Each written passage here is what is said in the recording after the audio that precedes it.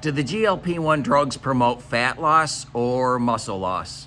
Hi guys, welcome to the MedFitness Minute. The GLP-1 drugs are very effective at getting people to consume fewer calories.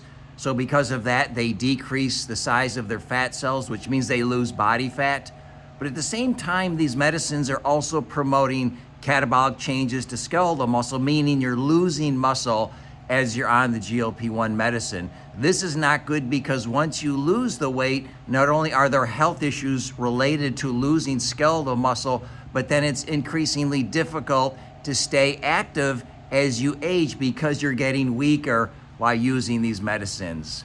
The fix is really simple. If you're using a GLP-1 medicine, add strength training to your lifestyle. You'll prevent the loss of muscle, you'll stay strong, you'll get health benefits on top of it, and you'll be able to stay active as you age instead of becoming less active and less healthy.